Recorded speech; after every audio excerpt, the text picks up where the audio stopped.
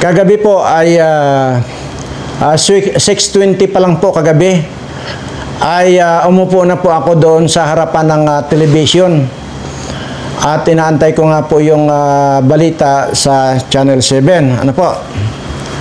At magbabaka sakali na baka i-broadcast nila dyan sa kanilang stasyon yung mga nangyayari po sa China ngayon, na kung saan po ay hindi po talaga na ibabalita, kaya po nagbabaka sakali akong maibalita sila.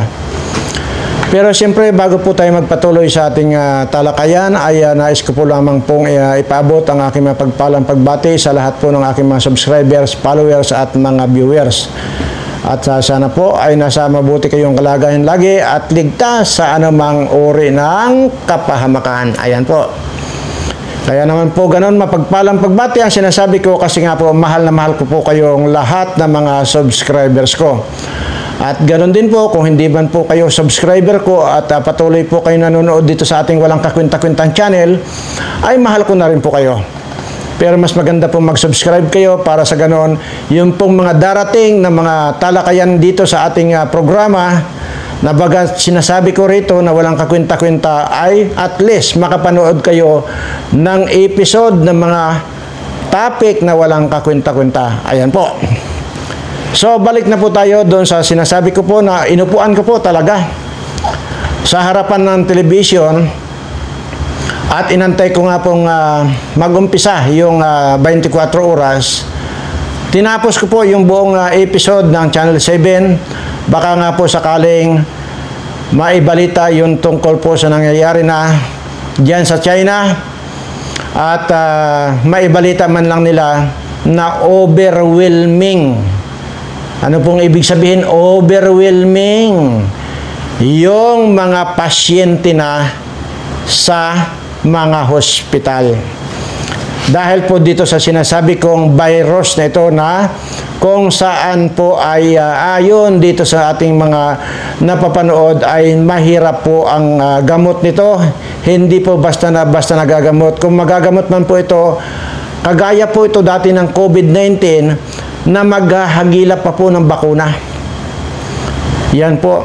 Di po ba nangyari po yan nung pandemic? At ito po ay another pandemic na mas lalong matindi po ito. So, actually, ayoko na po sana magbalita. Sabi ko nga po, ayoko na po sana mag-vlog nitong ganito. At hayaan ko na lang po na kayo ang makadiscover nito. Pero sabi ko nga po, nasaan yung konsensya ko na hindi ko ibabalita, lalo na dito sa mga subscriber ko, itong posibleng maganap dito sa atin.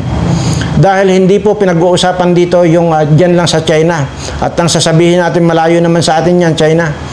Di po ba't nung nakaraan din, ay malayo din po sa atin ang China? Di po ba kumalat po sa buong mundo yung COVID-19? Ganun naman po yan. Ngayon po ay ayon po dito sa balita na hindi po tayo ngayon magpapakita rito ng balita dito sa atin sa Pilipinas. Ang ipapakita ko po sa inyo yung balita ng iba't ibang mga bansa na kung saan po ay tinatalakay na po nila yung posibleng pagkalat ng panibagong virus na napakatindi na yan.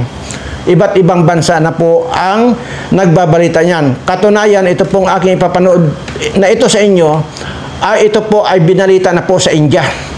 At ito pong reporter na ito ay India po yan. Ang anchor na yan ay India po yan. So, yun po ang gusto kong sabihin. Gusto ko po lahat na ay hindi lamang po dito sa atin sa Pilipinas ang ipapakita ko, kundi ang ipapakita ko na mas credible yung iba't ibang bansa na nga po ang nagbabalita nito.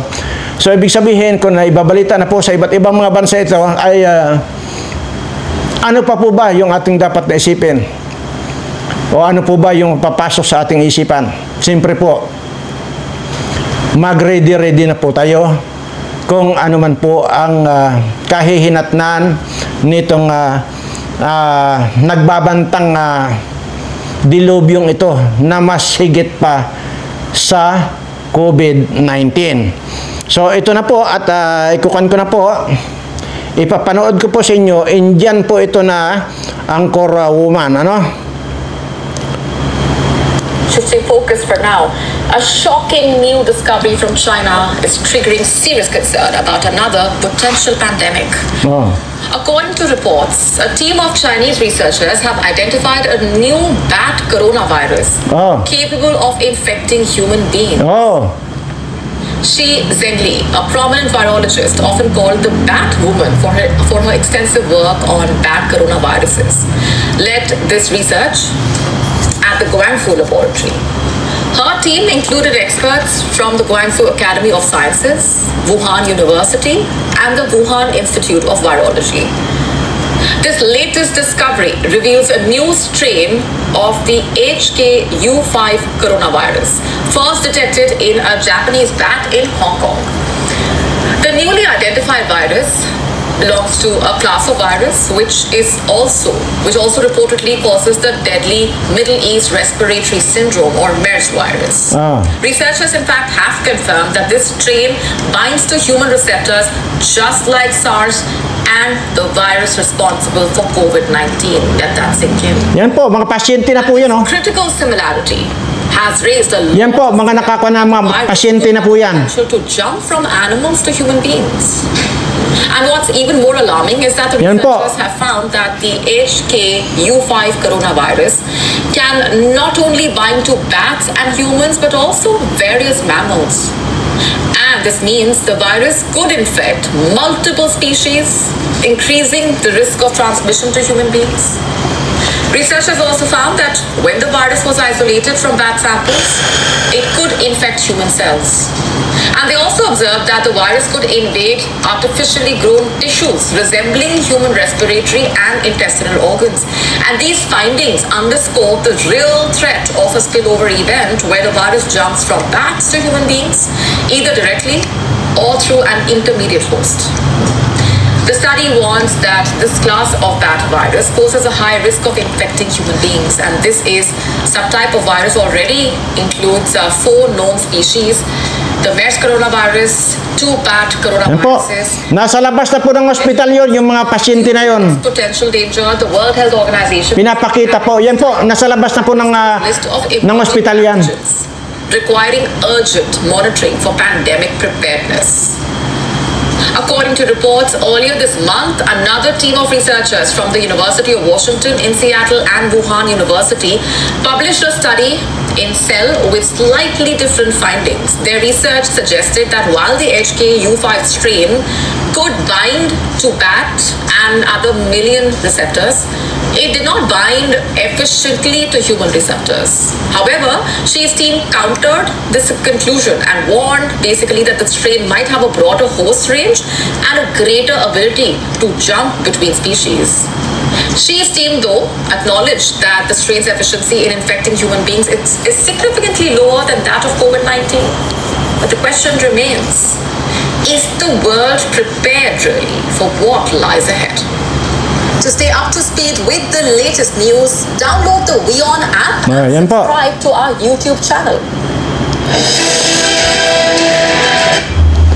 So, napanood nyo naman po na ang talagang titirahin ay respiratory hanggang doon sa kung ano pang mga organ na sisirain niyang itong bagong virus na ito. At yung po mga napapanood din yung pinaplas po dyan, wala na po sila sa kwarto. Nasa hallway na po ng hospital po yan. Yan po ay kung lang po yan, kahapon lang po na balita yan. Kahapon lang po na ibinalita.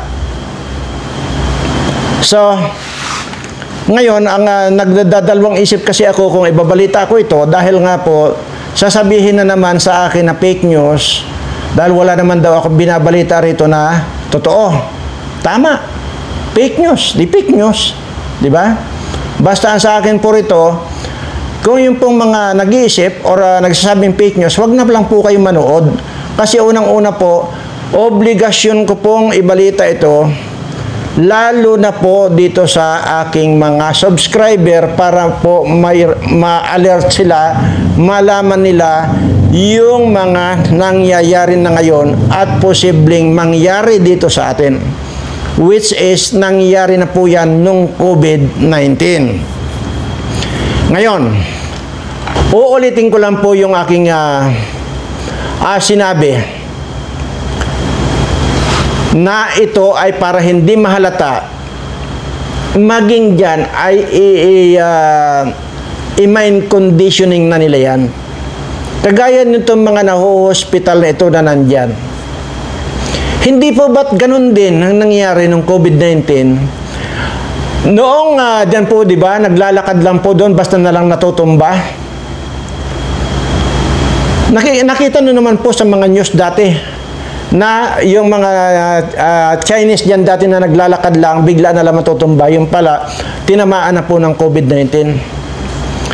So, ibig pong sabihin yan, ginawa nga nila yan para sa ganun pagmukhain na natural na dilubyo itong nagaganap sa mundo natin. Sinabi ko na po yan sa kahapon na vlog ko, na para hindi sila sisihin o kuyugin sila ng buong mundo. Ganon din po ito. Dahil po dito sa sinasabi kong overwhelming, yung mga pasyente, unang-una po, ganito lang po yan. Overpopulated na po ang China. Okay? Anong ibig pong sabihin kung overpopulated niya? Talagang sasadyaan na nilang patayin yung mga kapwa nila taos. Overpopulated na po eh. Wala na po silang masulingan eh. At mamaya po, ay i-discuss ko po ulit, bagamat diniscuss ko na po yan, ilang buwan na po nakakaraan, yung tungkol po sa sinabi ko sa inyo na huwag kayong bibili ng sibuyas, carrots, at saka kung ano-anong mga yung pong magaganda ang itsura, yung carrots, nakala mo ang kintab-kintab. Yung sibuyas na malalaki, na pulang sibuyas yan na malalaki, tapos ang kintab-kintab din na walang kasugat-sugat, napakaganda. Sinabi ko na po yan dati sa inyo na huwag po kayong bibili niyan, kasi nga po, ang pinagtaniman niyan ay lupang contaminated na puno-puno ng lead. Ayan. Sinabi ko na po yan, aywan ko lang po kung natatandaan nyo pa. Anyway, ipakita ko po rito yung overwhelming na mga pasyente. But anyway, ang kon po pala nun, for now, a shocking new discovery from China is triggering about another. Ang title po nung aking pinanood sa inyo ay China, but woman finds deadly new coronavirus. Ayan po, baka po sabihin nyo na gumagawa lang ako. Ayan po ang title niyan. Yan po, makikita niyo po yung title. Yan po yan. Oh. China, but woman finds deadly new coronavirus.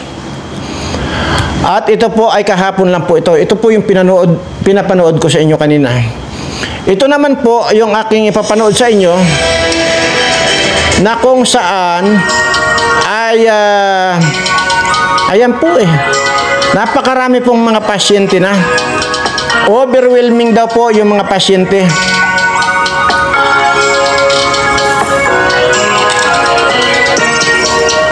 Yan.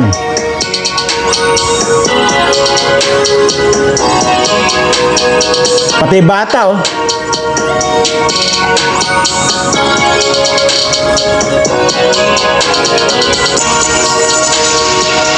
Basahin niyo po yung mga nakasulat dyan.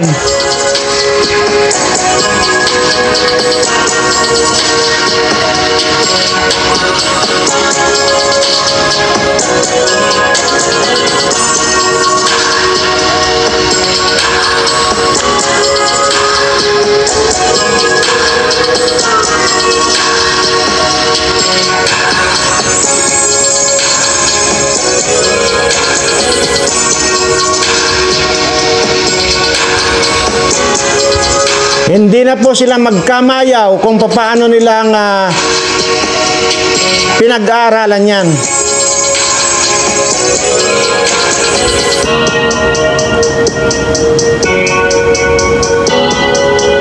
Yan po.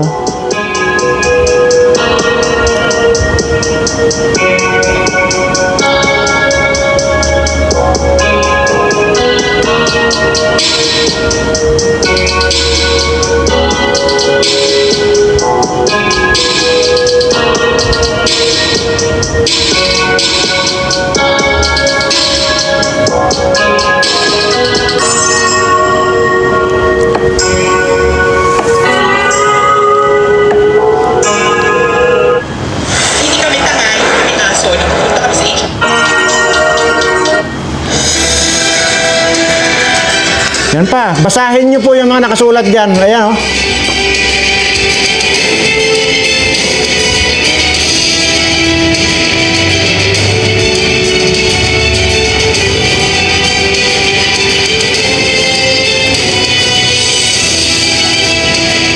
It's Kiyo to, ang pangalan.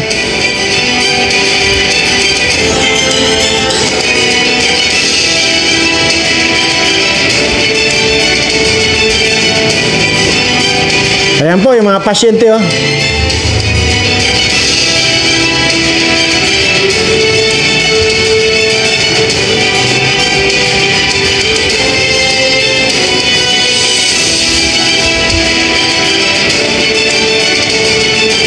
Yan po, truck na po yung dinadala mga pasyente. Yan. Oh.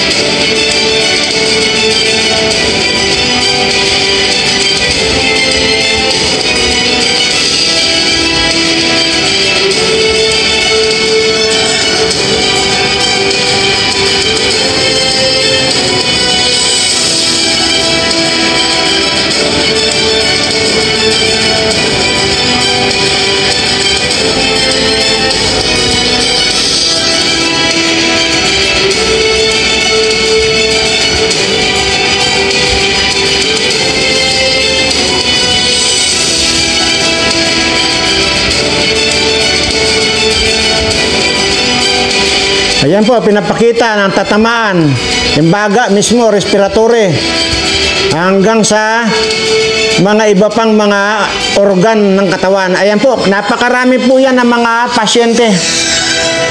At sabi nga po dyan, ay overwhelming nga daw po yung pasyente na mga pumapasok ngayon sa hospital dyan sa China.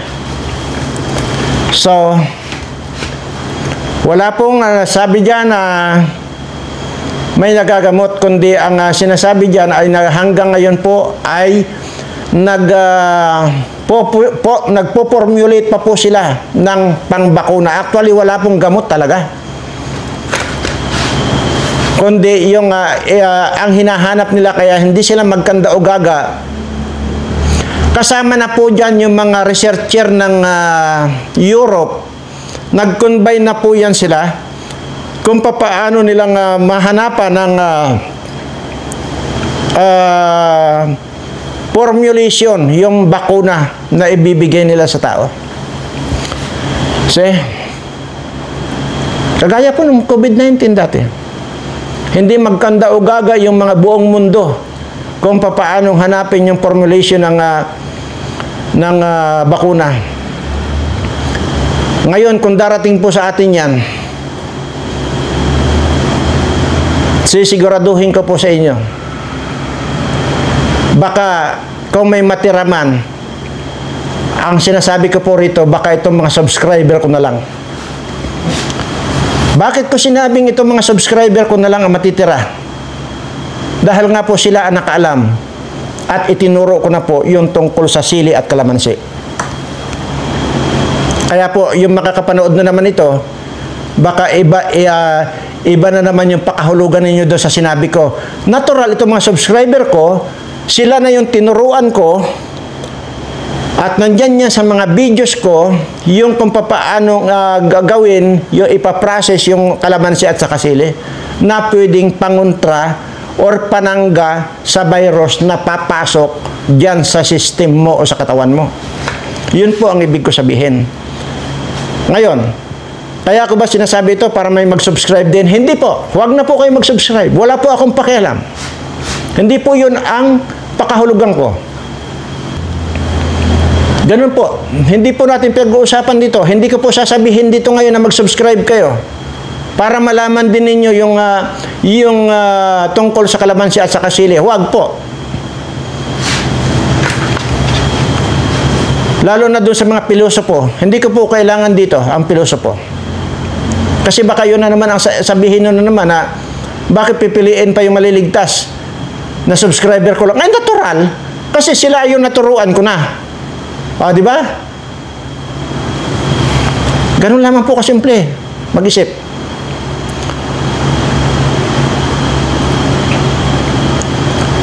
Ngayon, ito na ang siste. Dahil nga po sa napakarami na ng population, overpopulated na nga po ang China. Yan ang sinasabi ko kanina. Balikan po natin yan. Ay ipapakita nila sa buong mundo na sila mismo, kunwari, hindi kunwari, talagang mamamatay ang mga tao nila dyan, yung mga Chinese na yan. Maraming mamamatay talaga. Kasi may ipapakita nila sa buong mundo na kami ang apektado dito. Tapos, kaya huwag nyo kaming pagbibintangan. Iyon yun.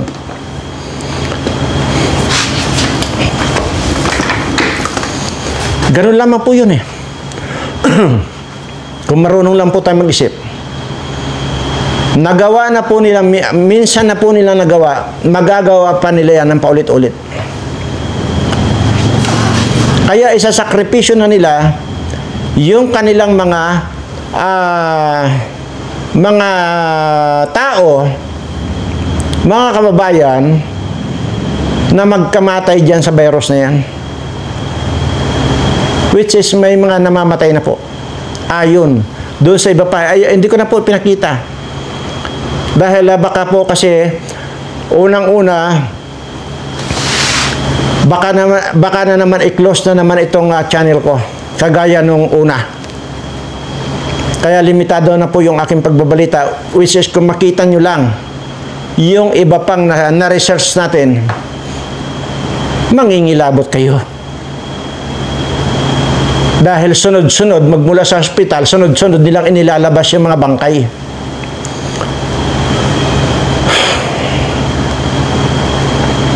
Yun po yan. Okay. Balikan po natin yung tungkol sa sibuyas. Yun pong sinabi ko sa inyo dati na winarningan ko na po kayo. Na yan pong magagandang sibuyas, magagandang ano yung sinabi ko kanina, yung kulay orange. Bullshit na, kalimutan ko.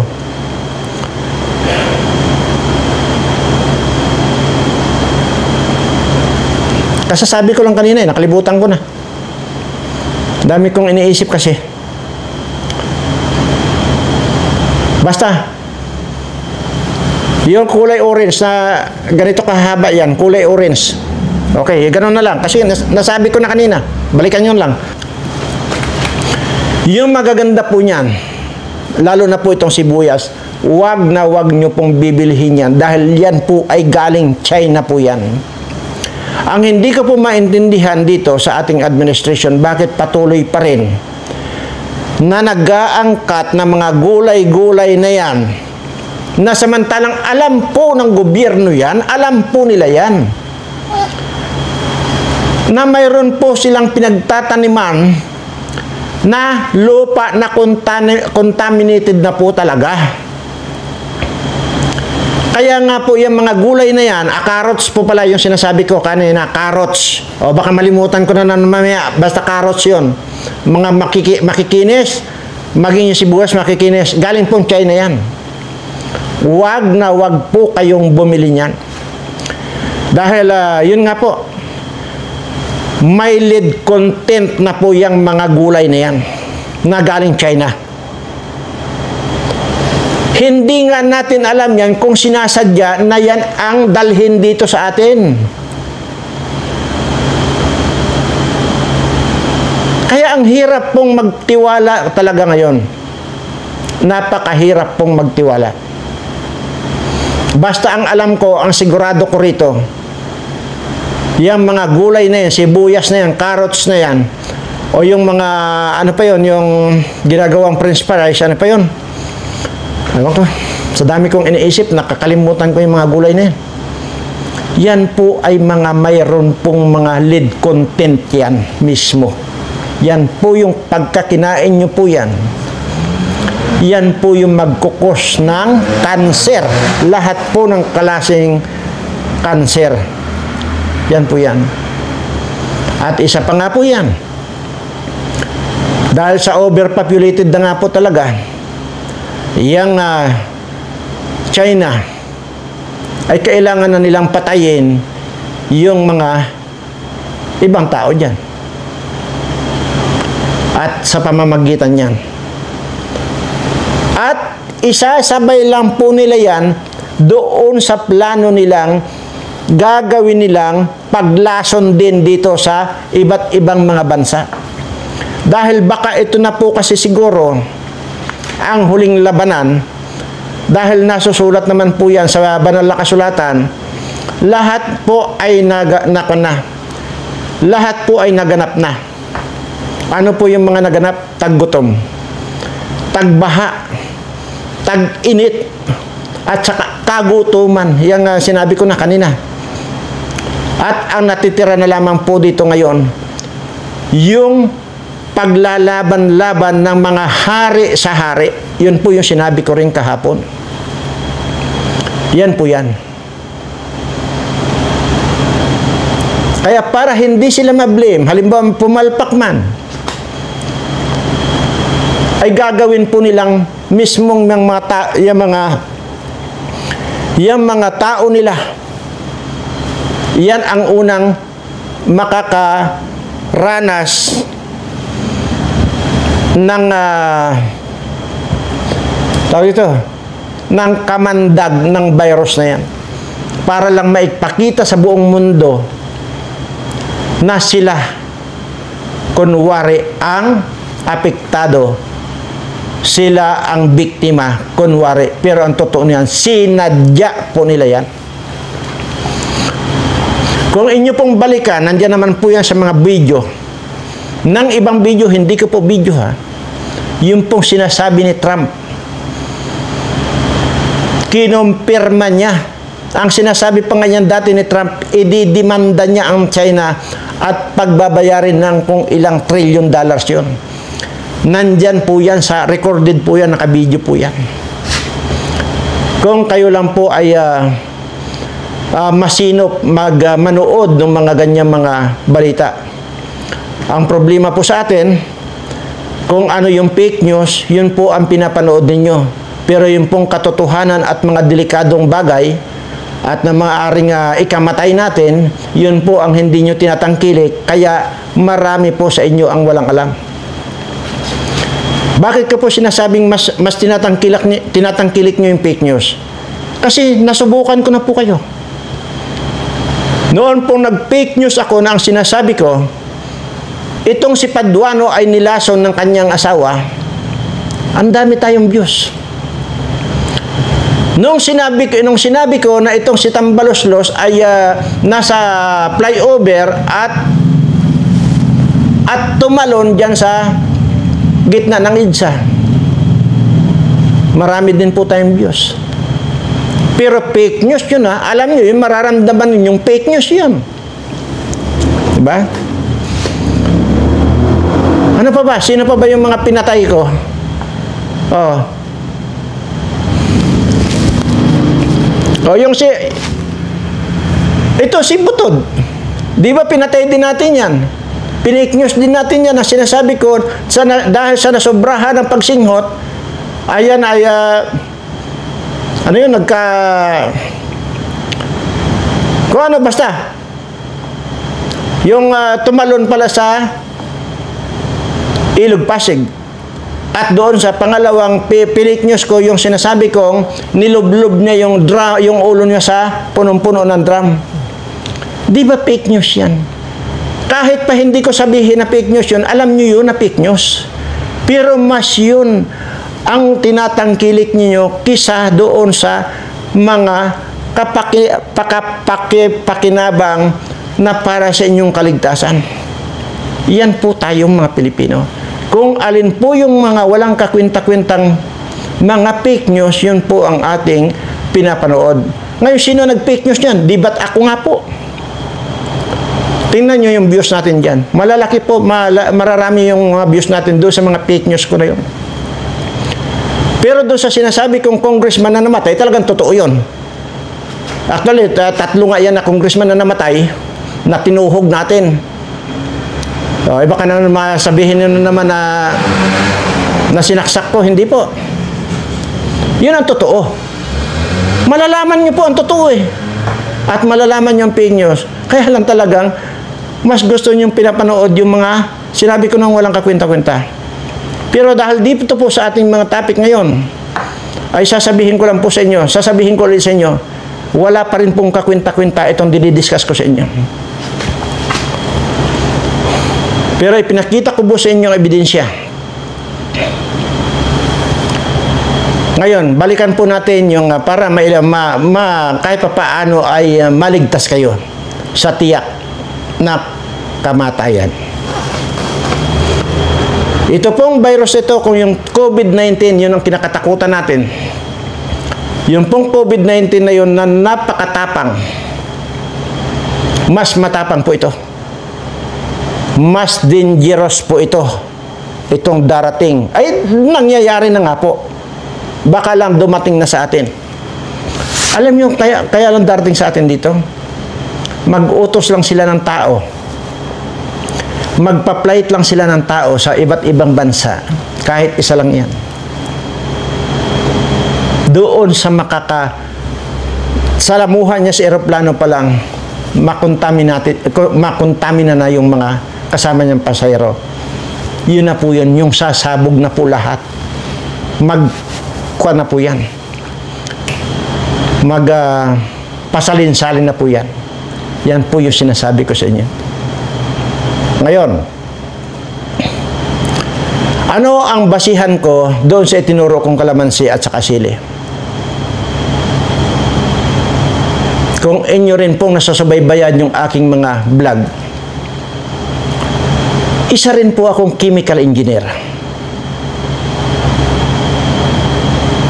Isa rin po akong scientist.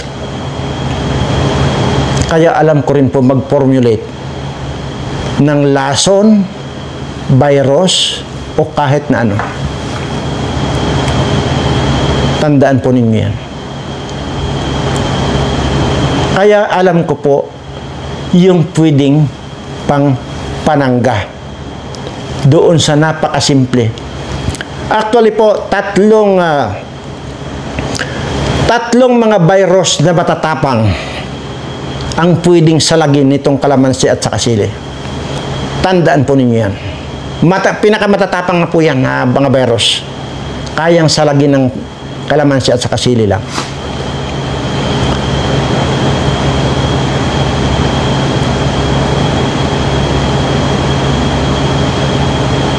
Yan po. Kaya naman po itinuturo ko sa inyo.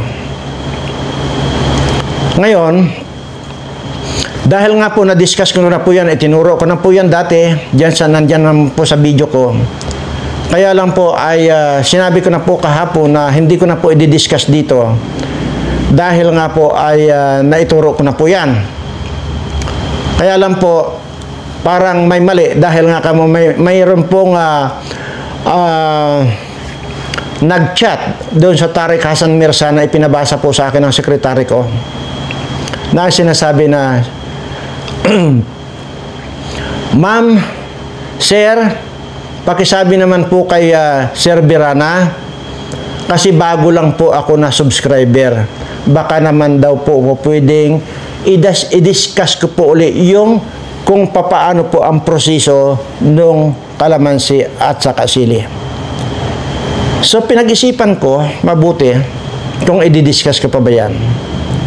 So ito, since na bagong subscriber naman ito, ay palagay ko ay pwede kong i-consider yon. Kaya nga po, bukas po, yung i-upload ko po, abangan ninyo at i-discuss ko po dyan kung at paano pong gawin yung kalamansi at saka sili.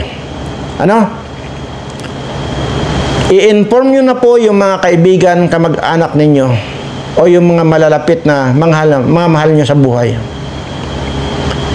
Panoorin nyo po bukas yung aking i-upload na video at ituturo ko po sa inyo. Pero ito po ay last na po ito na ituturo ko sa inyo. Hindi ko na po uulitin. Kaya abangan nyo po bukas at i-discuss ko po ulit with tawag dito actual po na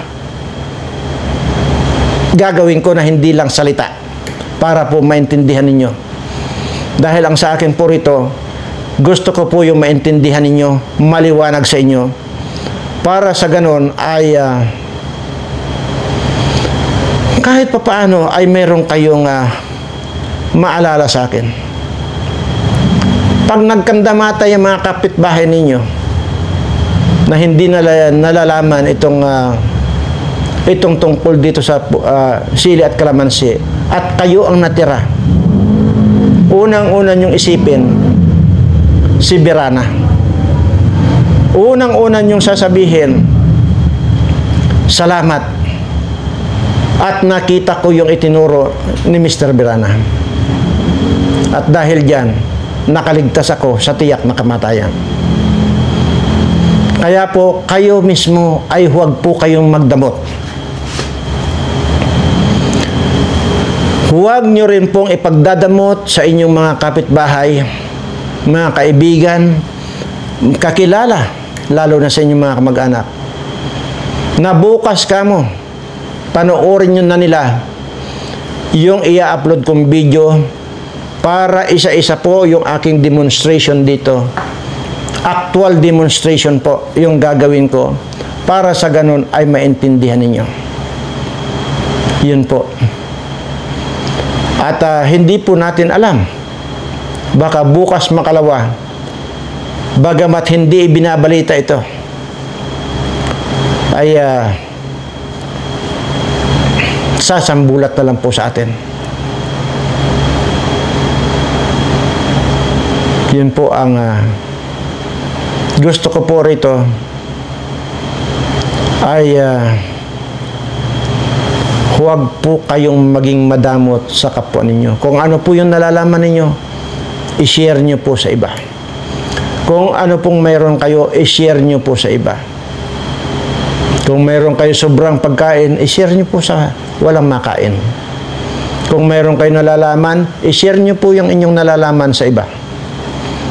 Huwag po kayong maging madamot para sa ganon ay pagpalain lagi tayo ng ating Panginoon. Maraming salamat po at sana po naintindihan ninyo. At uulitin ko lang po sa inyo, pasensya na po kayo. Bagamat walang kakwinta-kwinta ang content or video ito, ay pinagtsatsagaan nyo pa rin panoorin.